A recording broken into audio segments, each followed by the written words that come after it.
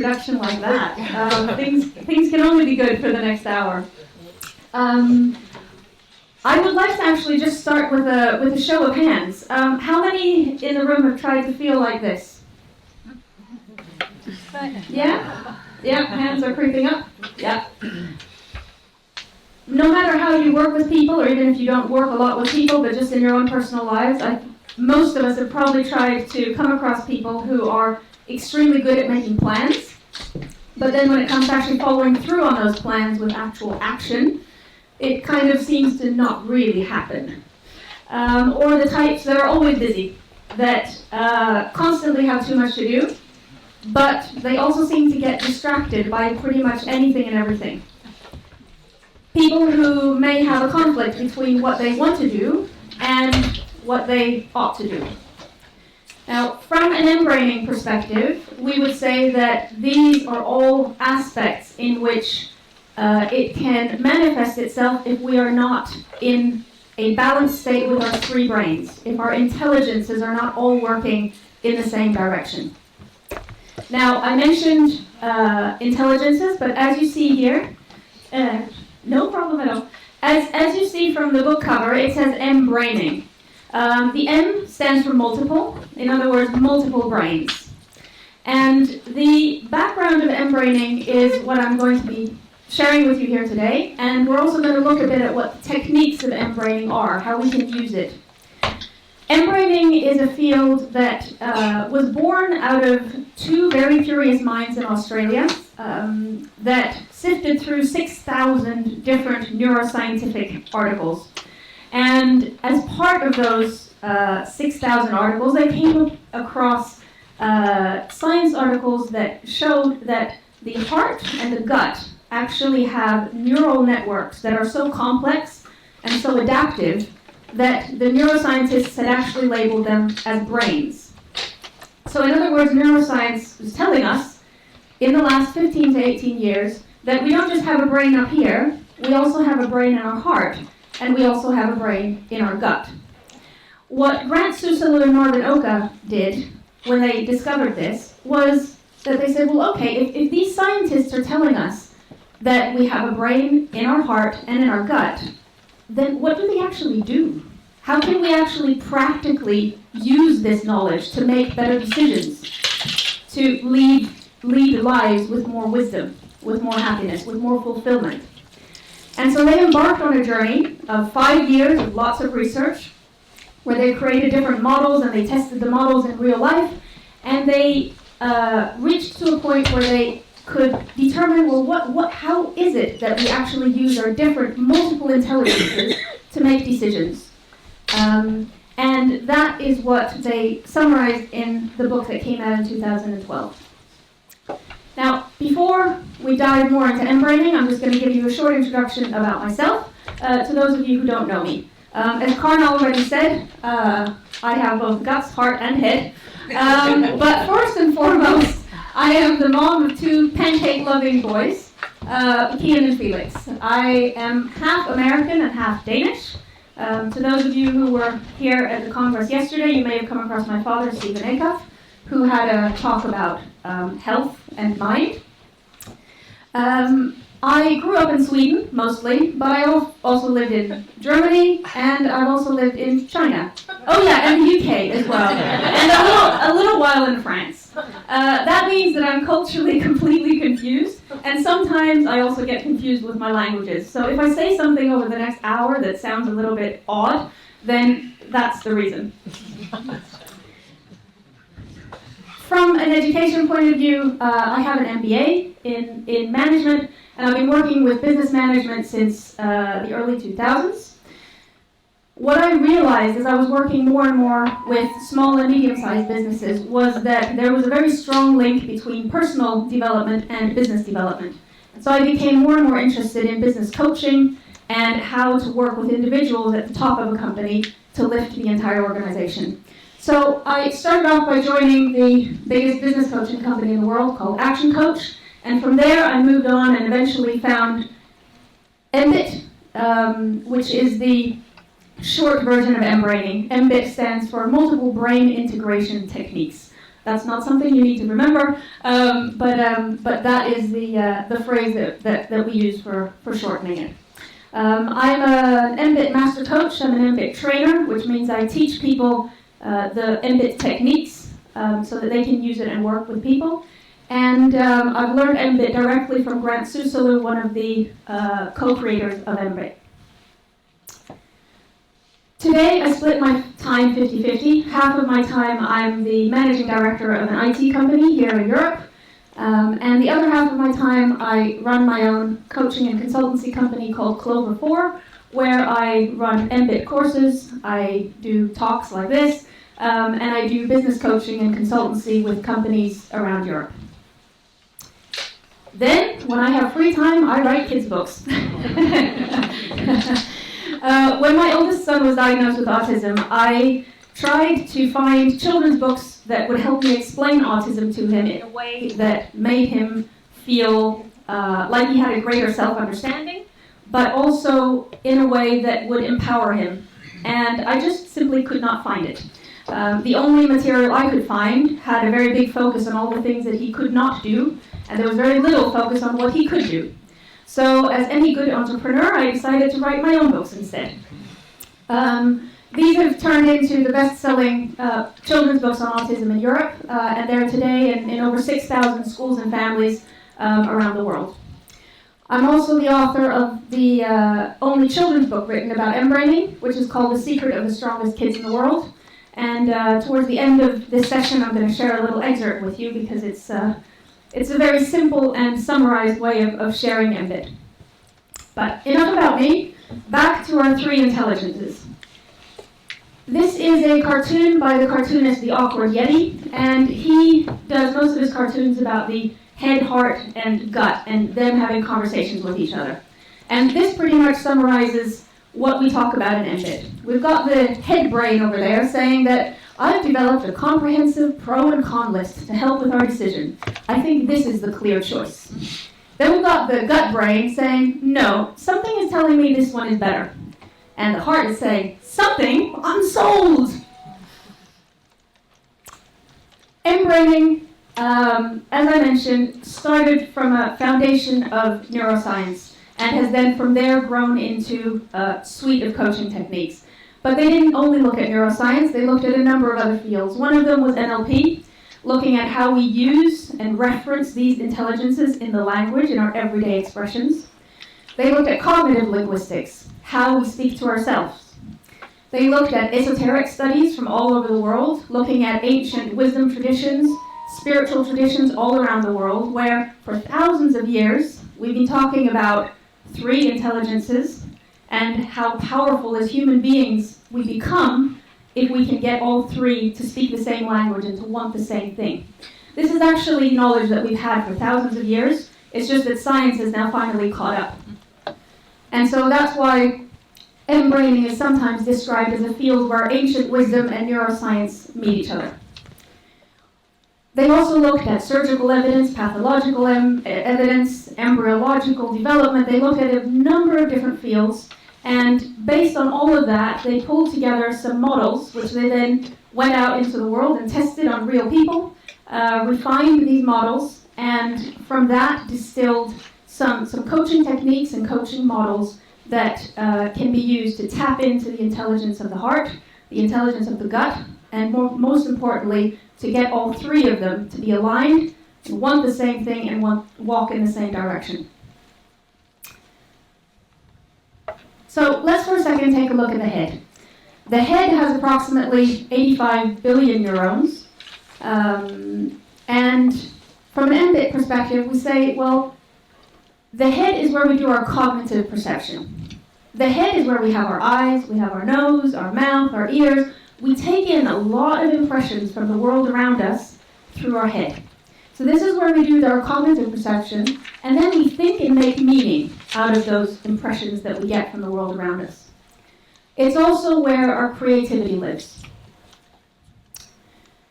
This is also very often, no matter what language you speak in your everyday life, you'll be able to find language examples or expressions that actually reference some of these qualities that I just mentioned. In English, we would say, you know, where's your head at, or use your head. That references being logical, being rational. Keeping your head above water, wrapping your head around something, understanding something. Running around like a headless chicken. Well, that's when we've forgotten our head completely, right? And we can also have our head of our own backsides. That's an interesting reference to head-gut connections. Then we have the heart. The heart has between 30 and 100,000 neurons. And so that's quite a big difference from the 85 billion that the head has. But just because it doesn't have as many doesn't mean that it's not powerful in the area that it actually shifts and controls in us. The heart is where our emotion and our compassion sits. It's where our values live. And it's also where we connect and relate to others around us. If anyone is wondering why there's a lobster down in the right-hand corner here, it's because I can see a few of you had asked yourself that question. It is because the size of the human heart brain is equivalent to the size of a lobster brain. So you basically have a lobster sitting in here. Interestingly, actually, lobsters have pretty complex social networks if you start reading about lobsters, which is interesting in terms of this. What you also notice there is that there's a pretty big difference between 30,000 neurons and 100,000 neurons. The researchers that did this study, they found that when we're all born with roughly the same amount of neurons in our heart. But then as they studied people who then died, they then checked, well, how many neurons do people have left at the end of their life? And that's where the big difference was. They found some people who had only 20, 30,000 neurons left, and then they found others whose number of heart neurons was basically intact. Now, what we know today about neural plasticity, it makes pretty much sense. If we have a brain in our heart, and we know from research that what fires together, wires together. If we use our neurons, we keep them. If we don't use them, we lose them, right? So it's an interesting span between the 30 and 100,000. Of course, the researchers they couldn't determine exactly what the factor was that distinguished the people who had 100,000 left and who only had 30,000. But my guess would be it has something to do with how they use their heart intelligence and whether those neurons had actually been in use. It's also something that we speak about in our language expressions. So we say a hand on our heart. That means that we're telling the truth, right? We can wear our heart on our sleeve. Then we don't have lots of other layers, but we're just being completely open. We can get to the heart of a matter. We can be disheartened. We can have our heart stolen. And we can have our heart set on something, have our hope somewhere. One of the criteria for being able to classify something as a brain isn't actually so much about how many neurons is where. We also have neurons in our eyes, we have neurons in our ears, we have neurons throughout our body. What makes it different in our heart and our gut is the level of complexity that's there. It's all of the neurotransmitters and the entire environment that makes it so complex. There's also some basic functional needs or functions that need to be met in order to be able to class something as a brain. And that is, amongst other things, the ability to learn, the ability to select, and the ability to remember. And that is something that many people, when I say that, can intuitively feel that they actually have memories in their heart more than in their head, relating to the emotional realm of life. There's many different stories about people who've had heart transplants that have experienced changes after having a heart transplant. One of the ones that blew me away the most is the story of a girl in the US who had a heart transplant when she was 9 years old. When she recovered from the transplant, she started to have nightmares. And these nightmares were recurring, they were every night, and they were the same over and over again. And it was about her getting murdered. Eventually, the parents took me to a psychologist. The psychologist listened to the dreams and said, well, with a level of specificity in these dreams, it sounds more like a memory rather than a dream. So the psychologist recommended them to go to the police, which they did, told the story. Turns out the girl's heart donor was an 8-year-old girl who'd been murdered. And the dreams that this girl could share with the police were so specific in terms of how the crime had been committed and who had committed it, that they could actually find the person guilty and put him away. That's to share with you that memories do not only sit up here, memories sit in our heart, and we also have memories in our gut. And then we get onto the gut. So our gut has between 200 and 500 million neurons. So it's somewhere between our head and our heart in terms of actual size. Now you can see I put a cat down here. So you'll then be able to deduct that means that our gut brain is roughly the same size as a cat brain, and is roughly twice the size of a dog brain. Cats actually have twice the sizes of the dogs. So I mean, it's all about how many neurons the size of the yeah. brain. Yeah, exactly. The number of neurons isn't actually what makes it a brain, but because it's something that's quite easily measurable, then it's something that I use in these presentations to give people a bit of a feel for the size. But you're absolutely right. The number of neurons is not what determines whether something is a brain or not. It has to do with the complexity of the neural network. Yeah. So up until about 15 years ago, science believed that most of our serotonin and our dopamine, the happiness hormones, were produced in our heads. Now we know that it's actually mostly produced in our gut, 85% of it to be exact. It's also where 70% of our body's immune system sits. And what Soosalu and Marvin found in their action research was that the gut is where that deep core identity sits. When we talk about who we are deep down, it's about being deep down. We don't really say who I am up here. That gives a completely different impression, right? So the deep personal identity, the deep sense of who we are, sits down in our gut. It's also where our self-preservation kicks in. If we link it back to the immune system, the immune system has as its function to determine what we take into our body and what we expel, right? It's about boundaries. What should be part of my body and what should I turn away? And so in the same sense, psychologically, self-preservation and boundaries is also something that is a function of the gut. It's also where our action-taking and our mobilization comes in. So when I work with people who are very good at making plans and not quite so good at following those plans through, I know that there's something around the gut brain that's not really firing all cylinders. It's also where our courage sits, our ability to do things even though we might feel a little scared.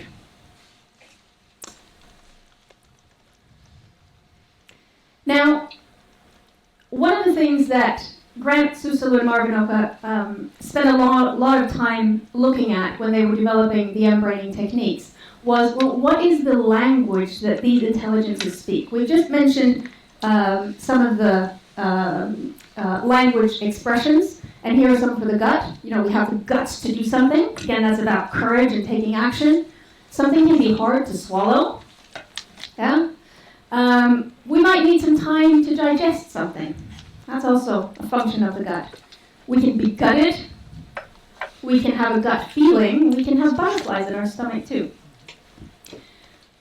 When I teach the courses in mBIT coaching, we have a whole day dedicated to learning how to read body language and verbal language to determine which brain is actually speaking to me at this point. And if you imagine that you have a pack of milk in your fridge, it's been sitting there for 2 weeks, and you go into the fridge, you take it up to your nose and you smell it. What facial expression would you do? This one, right? Yeah. So if I'm sitting working with a client, we're talking about goals and achievements and what they're going to do to get to where they want to be, and I see that, that's again for me a sign that this is the gut brain rejecting something. In the same way, when we use our hands, we also very clearly actually show which brain we're referencing. If I say, I'm really confused, that doesn't really bring the message across, does it? We also don't say, I'm just going to do it. No. Right? So I'm very confused, I'm just going to do it. That is a much more consistent way of communicating it. And so simply by looking, what region of the body are we actually referencing with our hand gestures can be very telling.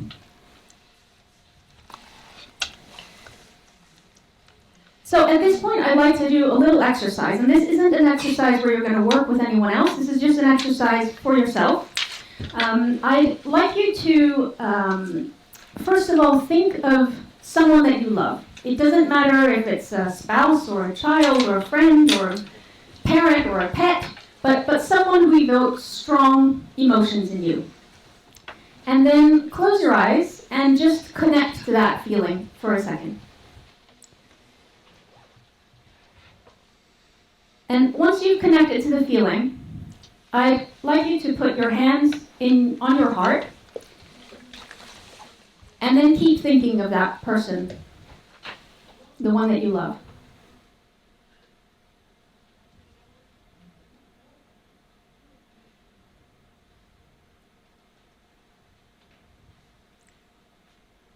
And then I'd like you to move your hands to your shoulders and continue thinking about the one you love.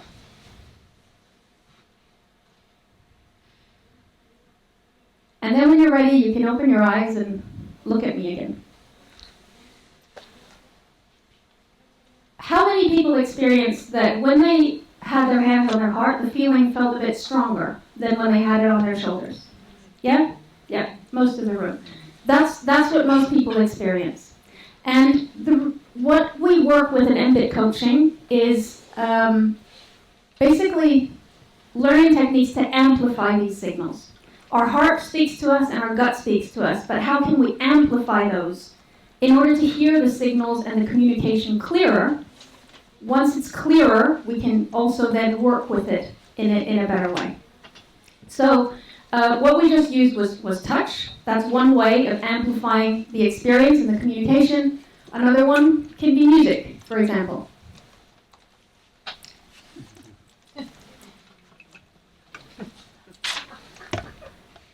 Let's see, now it really doesn't want to cooperate. Let's try. Yes.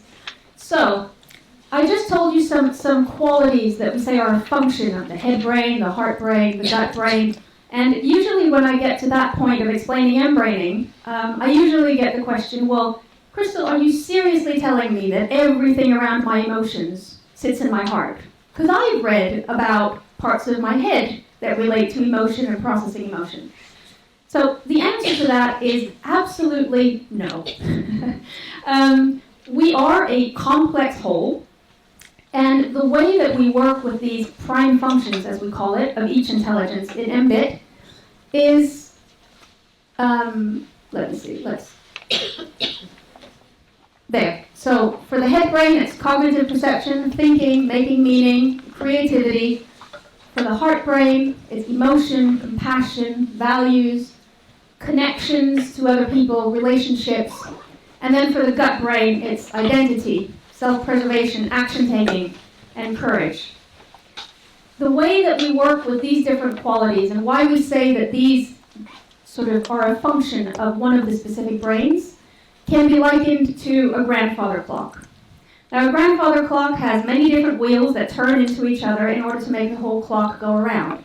If you want to stop a clock like this, you could go to the big wheel at the top and try to stop it there. I read one study that showed that the accumulative force is so strong that it can actually rip your finger off if you try. But even if you manage to keep your finger intact, you would need quite a bit of muscle power to stop the wheel right at the top.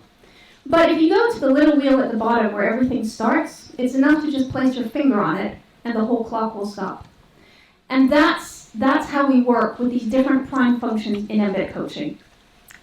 If I'm working with someone who has something to work with in the area of emotions, then I'll be working on the heart intelligence, because that is the first wheel of the grandfather clock. If I can get the change in the heart, the rest will follow.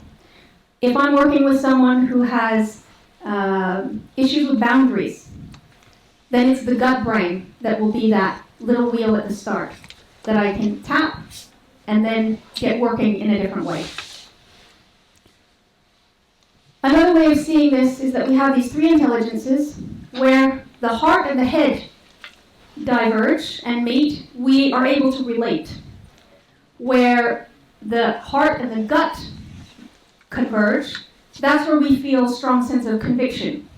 And where the head and the gut converge, that's where we gain clarity.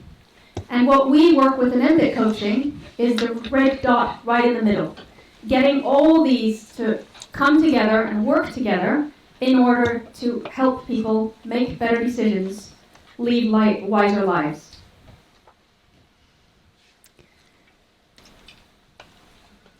So far I've talked about intelligences being in balance with each other, being in alignment.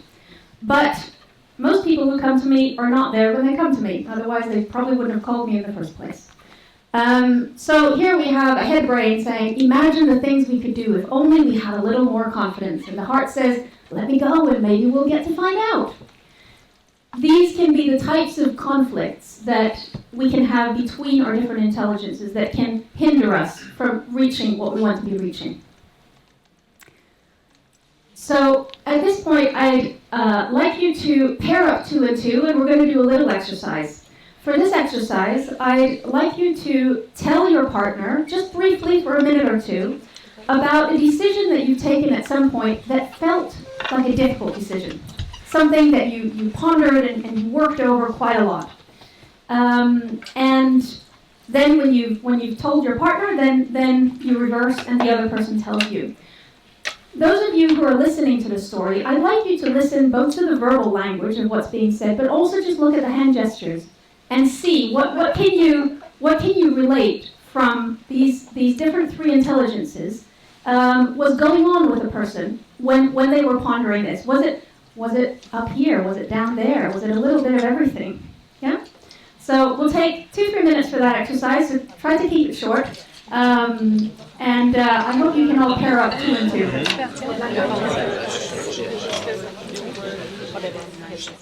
There are a number of different ways that our intelligences in our head, heart, and gut can be in contradiction with each other. It can be that one speaks louder than the other two. It can be that one is being completely excluded from the conversation.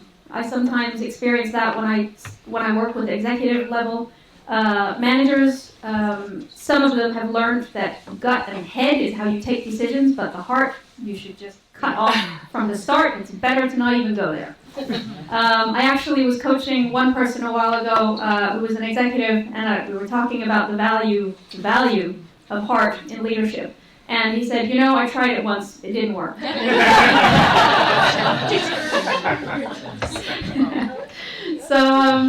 So there are a number of different ways that our intelligences can contradict each other or pull us in different directions. One of them can actually also be sequence, what order we use our intelligences in. One of the things that Grant Soosalu and Marvin found in their research was that it is the heart that leads. Now, that's something that intuitively most of us know. Most of us have experienced that. Maybe that experience where we've known what our heart wanted, but for whatever logical, rational reason, we haven't really gone with it. And then we've gone on a journey with many twists and turns, and we've actually eventually ended up with exactly what the heart wanted. It's just taken us a bit longer. Yeah?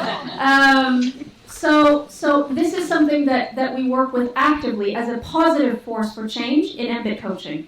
That is why when we coach, we always start at the heart, and we go to the head, and then we go back to the heart. We go to the gut, and then we go back to the heart. And the heart is always the center of our coaching practice. And that is because we need to have our values, and we need to have our emotions and our co-compassion with us in what we do, in order for it to be sustainable in the long run. Then our other two intelligences absolutely need to join into the party as well, but it is the heart that leads, and that's a very fundamental aspect of mBIT coaching. So now we've talked about not being in balance. So now I just want to talk for a moment about being in balance. This is not my dog, by the way. I usually get that question, but it is not. I only have cats. Their brains are twice as big. What can I say? What's the size of the heart of a dog and the cat dog? The size of a dog brain is roughly. The heart. I don't know. As far as I know, the only measurements of dogs and cats and animals in general are on the head brain. It's only in the last 15 or 18 years that they realized that there was even anything to measure here. So I don't think they've moved on to the animal kingdom yet. Yeah.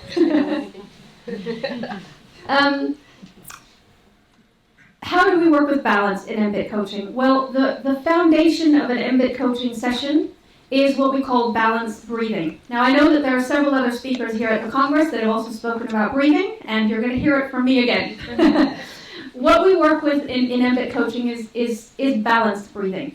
When we inhale, then our body releases a small stress response, a sympathetic nervous system response. When we exhale, our body generates a small relaxed response, a parasympathetic nervous system response.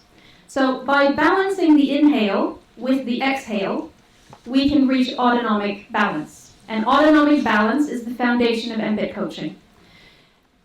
Being aware of what autonomic state our client is in and actively working with that is one of the tools that we use in order to keep people in balance and also align their intelligences.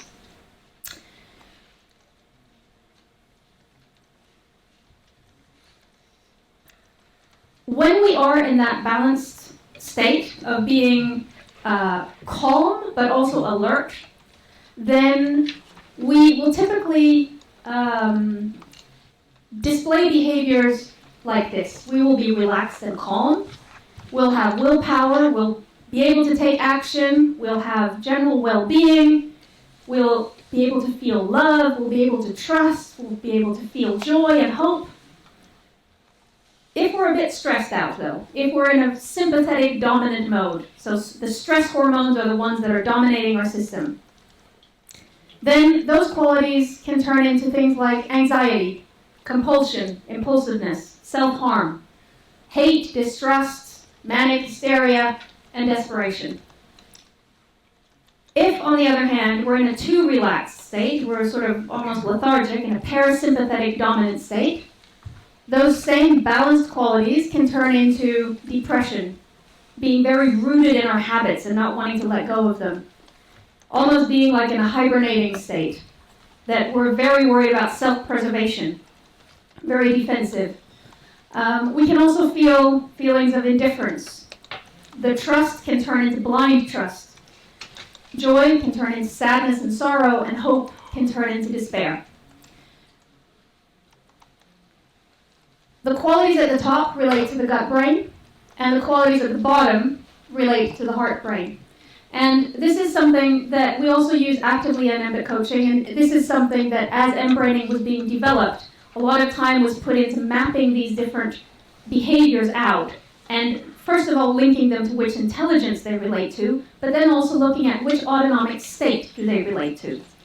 If I get someone in for coaching who is very indifferent about everything, then my first challenge will be to bring them back into autonomic balance, to a place where they can feel joy, where they can feel hope, where they can feel love and trust. Breathing is one way of doing it, and there's also a number of different techniques and exercises that we can give people to do that. One of the things that was a big eye-opener for me when I first read the book mBraining, which is now about 5 years ago, was that, as I mentioned in the beginning, my oldest son has autism, and as I was reading the pages where this was all mapped out, I looked at it and I thought, that's really interesting. All of his autistic traits are in one single place. They're all in the sympathetic and the stressed out gut brain. Interestingly, there's a lot of research coming out about the relationship between gut health, gut flora, and autistic behavior. And they've actually been able to change autistic behavior in rat studies by changing the composition of the gut flora of those rats. So what exactly the connection is has not been mapped out yet. I hope in 5 to 10 years we'll all know. But that was an interesting reflection for me. And after I read about this, I thought, interesting. My son had a lot of self-harming behavior at one point, which was one behavior that I had a very hard time to understand or work with in any kind of way because it was so unhuman somehow to harm yourself. After I linked it to a stress response from the gut, I started working on ways where I could stimulate a parasympathetic, a relaxed response in the gut. And that, together with some diet changes, etc., meant that we were actually able to stop the self-harming behavior completely. So using this to understand our clients better can be a really, really useful tool as sort of an extra tool in the toolbox to get those breakthroughs. Now, talking about balance, it's time for the next exercise. Now, I'd like you to work with the same person as you did before, and this time you tell each other about a decision you made that felt really easy. Something that just kind of flowed, you felt happy with it then, you feel happy with it now. Yeah? How many people noticed a difference in the body language between the decision that was tricky and the decision that was easy? Yeah, we have a few over here, that's for sure. Yes? Yes. One of the things that I noticed from standing at the front of the room was that, because I can't hear what any of you are saying verbally, but I can see where the hands are going. And what I did notice the first time around was that, and this is actually slightly different with each group I do this with, but one of the things I noticed when you were discussing the tricky decision earlier was that the hands were going absolutely everywhere. Yeah? And this time, when the hand gesture that I saw the most was this. So again, going back to the idea of that it is the heart that leads, is kind of confirmed what I just saw all around the room. This is our fundamental coaching model in mBIT coaching. It's called the mBIT roadmap, and as you can see down here, it starts with autonomic balance. We start by bringing our client into autonomic balance before we do anything else. And this is one place where mBIT coaching also differs a bit from traditional coaching, because at this stage we actually have very little focus on the outcome, the desired outcome that they've expressed. Because the desired outcome, someone comes and says, I want to be, the top of my company, I want to be the best at what I do. Well, that is being defined out of a state of not being in balance. So what we do, the very first thing we do is get the client into balance. And what I experience with every single client I work with is that as we start working, that outcome actually changes a bit. Sometimes it changes completely and sometimes it just morphs a little, but it always changes. So when we start mBIT coaching, we do ask, of course, how can I help you? Why are you here? What is it you want to achieve? But we actually place very little emphasis on that when we're down here, because we kind of know already that as we go through this, it's going to change a bit. So the very first thing we do is bring balance.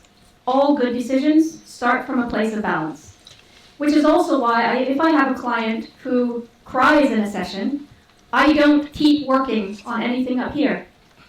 Then I go back to autonomic balance. Need to get back into balance, and then we'll keep working.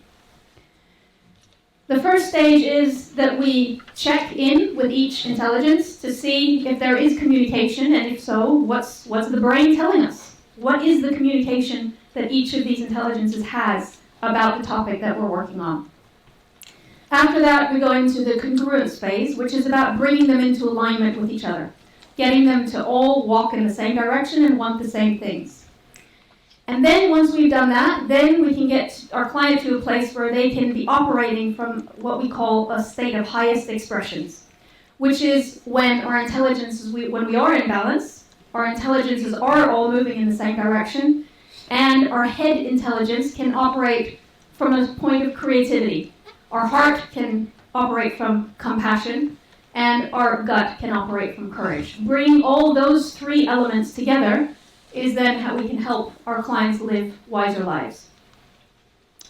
Is it, Yeah. is it, for example, when you get very good at this, you can go to what you want to do? Like, for now, I want to be very creative and all my power there, or do you want balance between all, like, say, all the time? Well, that's a really good question, by the way. Thank you. The highest expressions should really be seen in the same way as we see the intelligences. In other words, three parts of a complex whole. Because creativity on its own is actually a pretty dangerous thing, right? They've done studies on people who are given a pharmaceutical that stimulates creative thinking, and those people will actually cheat more. Because if you don't have your conscience along, and you're not connected with your integrity and your identity, then you're just going to find, creative ways of lying, stealing, and cheating. Basically, some people do. Get to your point, yeah. Yeah. Interestingly, though, in that study that I just mentioned, the people who were shown a social program, they were shown a video of how cheating would impact other people. They cheated less. So in other words, bringing the heart into the matter actually then brought down the danger of pure creativity. Same thing with compassion. Compassion on its own can also be a dangerous thing. You want a fish? I give you a fish. You want another fish? I'll give you another fish. You want another fish? Yeah, here you go. Just simply, helping without the long term, just kind of, helping for the sake of helping is not necessarily either, a wise thing to do. In the same way, courage can also, if we don't have, the head and the heart in something, and we're just courageous, we can pretty much go out and do, anything crazy.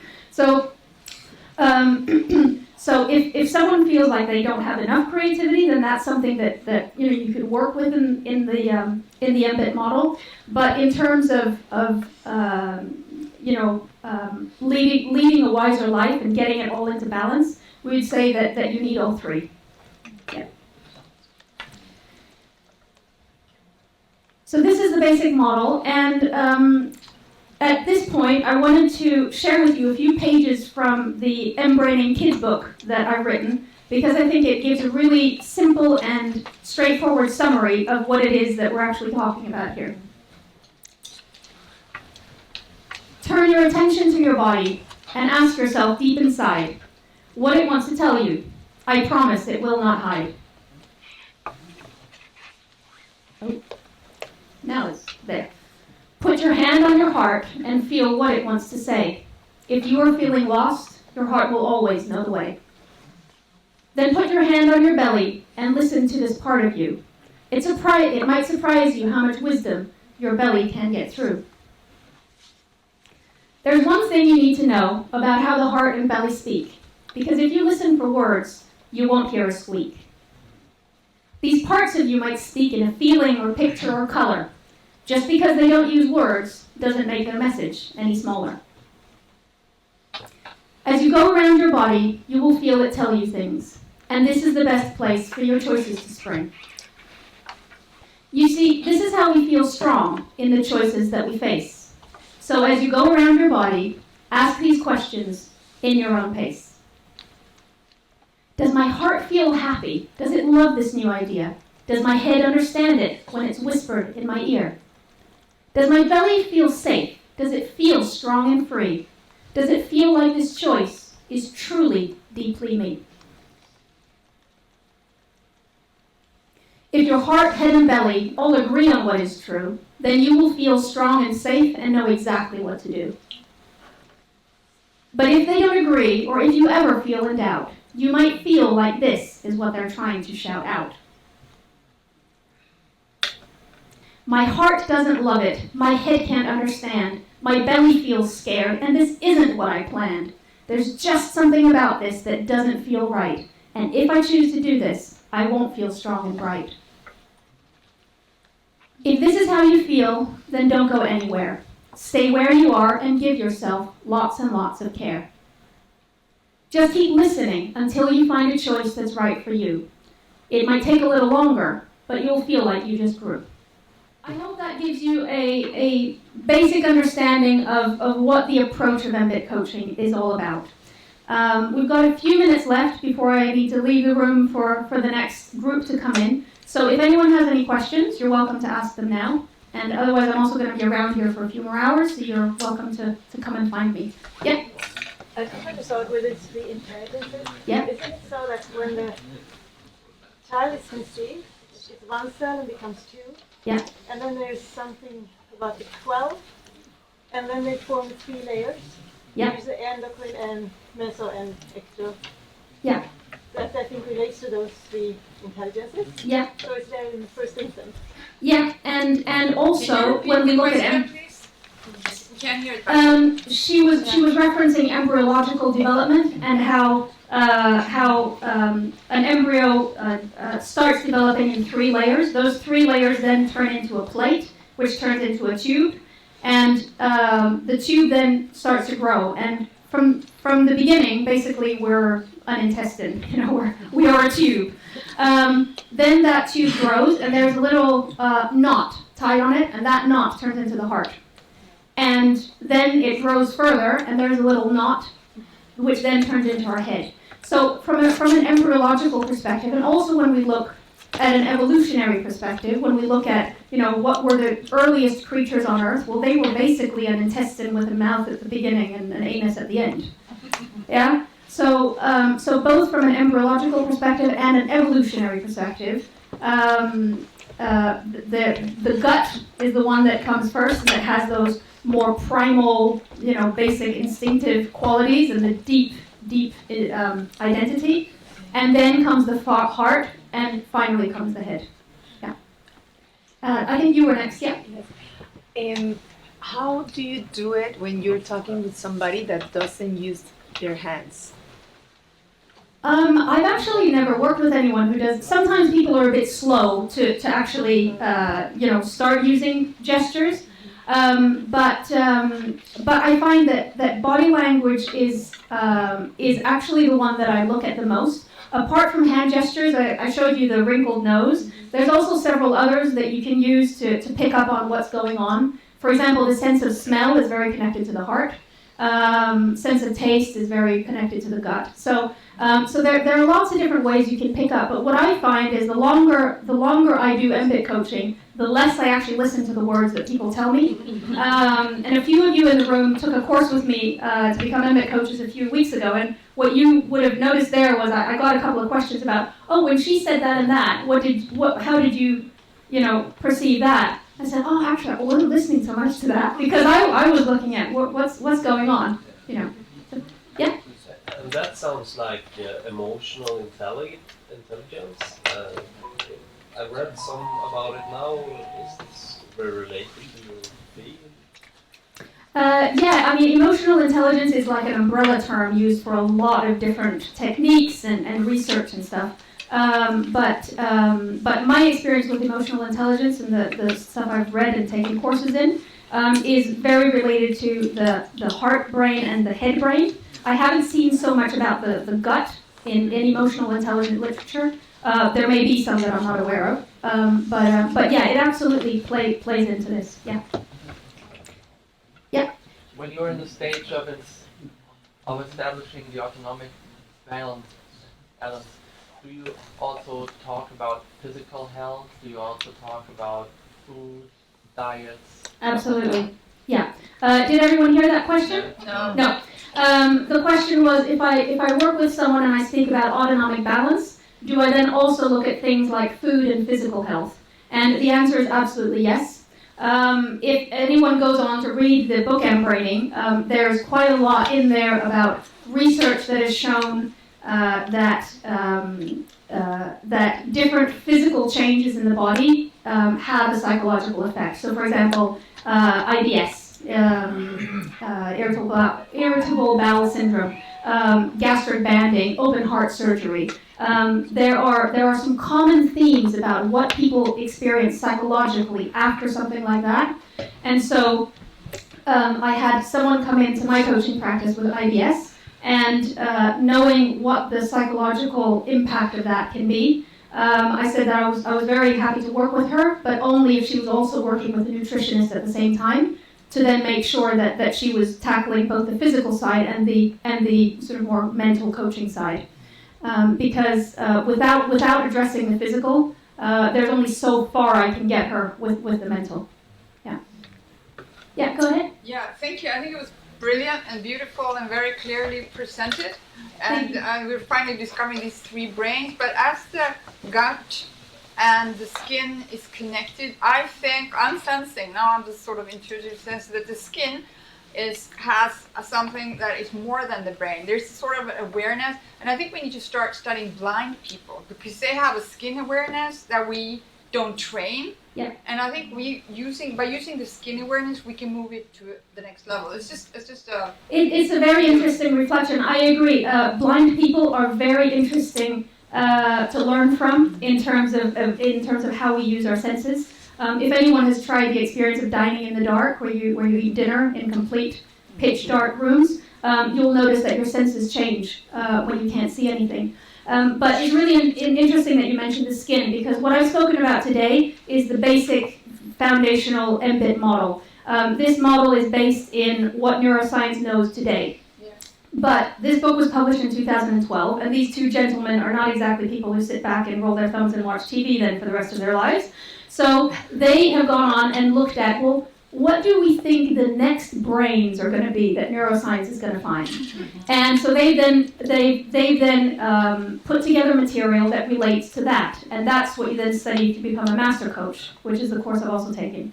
And in mBIT Master Coach, we talk about the two additional intelligences, and one is the autonomic nervous system, or the skin, basically the full extension of the body. How does that communicate to us in coaching? How can we work with that? How does it remember, communicate? And also the sexual intelligence, the reproductive intelligence, is also an intelligence that we work with in the advanced version of this. Like the womb intelligence? Sorry? The womb intelligence? Yeah, exactly, and also for men. And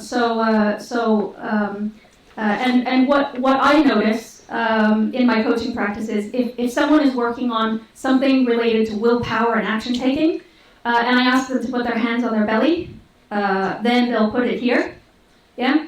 If I ask if they're working on something that has to do with energy levels or life force, creating something with someone else, and I ask them to put their hands on their belly, the hands go down here instead.